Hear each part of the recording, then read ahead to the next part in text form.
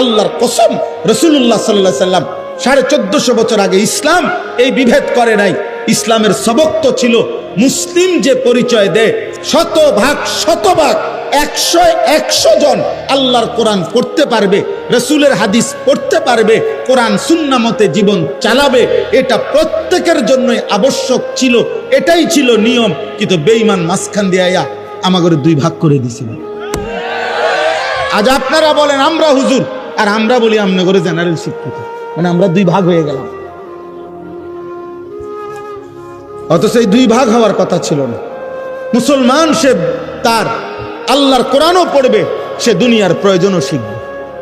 নবীজি সাল্লাল্লাহু আলাইহি ওয়াসাল্লাম মক্কা বিজয়ের পরে তায়েফের যুদ্ধ করার আগে যুদ্ধের ময়দানে সাহাবাদের 2 জন সাহাবীকে তিনি দূরবর্তী অঞ্চলে পাঠাইছেন, যে তখন যুদ্ধের একটি আধুনিক ওই সময়কার যে এখন যেটাকে দূর পাল্লার ক্ষেপণাস্ত্র বলে, ওই সময় ওইটা শিখবার জন্য যে পাথর মেশিনের মাধ্যমে একটু দূরে ছুঁড়ে মারা যায়, এইটা শিখাইবার জন্য নবী সাল্লাল্লাহু আলাইহি সাল্লাম 2 জন সাহাবীকে পাঠাইছেন যে তোমরা 2 জন গিয়া ওইটা শিখে আসো। তাহলে এই যে 2 জন সাহাবী এই দূর পাল্লার এই ক্ষেপণাস্ত্র শিখতে গেছে, ওনারা কোরআন শরীফ শুদ্ধ পড়তে পারতেন না। কথা বলেন না কেন? ওনারা 5 ওয়াক্ত নামাজ পড়তেন না।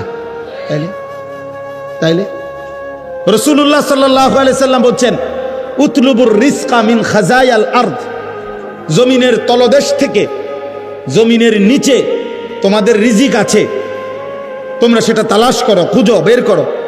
তাহলে এই যে খনিজ সম্পদ আহরণ, এটার জন্য নবী আদেশ করছেন।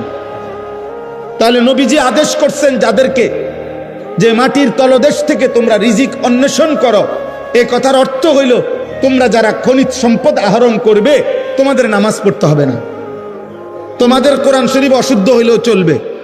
তাইলে আপনারা এটা ভাবলেন কেমনে যে আপনি স্কুলে পড়লে কোরআন শরীফ অশুদ্ধ হইলে চলবে? আপনারা এটা মেনে নিলেন কেন? যুবক ভাই, তোমরা এটা মেনে নিলা কেন?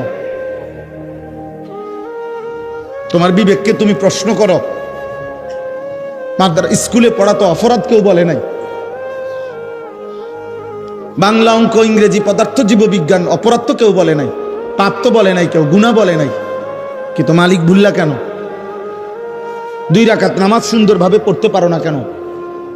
ওযুর ফরজ, গোসলের ফরজ সুন্নাত মোতাবেক করতে পারো না কেন? আত্তাহিয়াতু, দুরূদ শরীফ, দোয়ায়ে মাসুরা, দোয়ায়ে কুনুত হুজুরদের মতো শুদ্ধ পড়তে পারবে না কেন? বাবার মৃত্যুতে, মায়ের মৃত্যুতে, আপনজনের মৃত্যুতে জানাজার দোয়া আল্লাহুম্মা গফির লি হাইয়িনা ওয়া মাইয়িতিনা, এই দোয়া পড়তে পারবেন না কেন? এই দোয়ার যেই ফজিলত, আল্লাহর কসম সারা পৃথিবীর 1 কোটি মৌলবী, কাবা শরীফের ইমাম, মসজিদে নববীর ইমাম, সবাই যদি দাঁড়াইয়া আলগা মুনাজাত করে, এরকম 1 কোটি হুজুরে মুনাজাত করা, তার চাইতে আমার রাসূলের জবান দিয়া মৃত ব্যক্তির জন্য যেই দোয়াটা উচ্চারিত হয়েছে, এইটার দাম কোটি কোটি গুণ বেশি উঠে বেটা। কারণ এটা নবীজি পড়ছে, আল্লাহুম্মা গফির লি হাইয়িনা ওয়া মাইয়িতিনা ওয়া শাহিদিনা ওয়া গায়িবিনা, এটার দাম বেশি, এটার দাম বেশি। এর বিপরীতে কাবা শরীফের ইমাম সাহেবের দোয়া করলো নিচে। বুঝেন নাই কথাটা?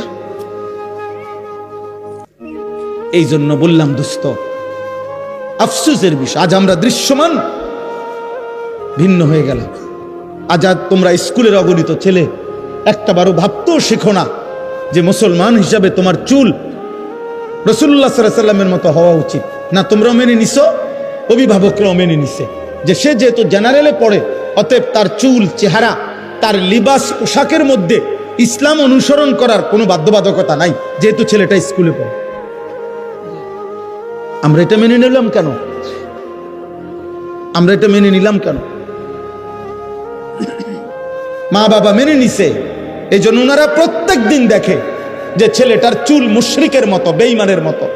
কোন ইহুদি খেলোয়াড়, কোন খ্রিস্টান খেলোয়াড়, কোন মুরতাদ, কোন ব্যভিচারী, প্রত্যেকটি এই বেটা ছেলে বেটা প্রত্যেকটা খেলোয়াড় যেগুলো আন্তর্জাতিক নামের খেলোয়াড়, এই ইউরোপীয় বলেন আর যেখানকারে বলেন, যারা আমাদের তোমাদের যুবকদের কাছে অনুসরণীয় খেলোয়াড় মনে করো, যারা প্রত্যেকটা যতবার ক্যামেরার সামনে আসে, যতবার কোনো পুরস্কার হোক যেটাই হোক নিতে আসে, তুমি তাকাইলে দেখবা তার সাথে আরেকটা নারী, একটা মহিলা, একটা মেয়ে মহিলা আছে, ওইটাকে সে পরিচয় দিবে এটা তার গার্লফ্রেন্ড। তো জিনা যাদের কাছে বিবাহ বহির্ভূত এরকম মেলামেশা যাদের কাছে বৈধ, তারা এই পৃথিবীতে কোনো জানোয়ারের আদর্শ হইতে পারে না বেটা। মানুষ তো দূরে থাকবে, কোন চতুষ্পদ জন্তুর মডেলও হইতে পারে না এটা।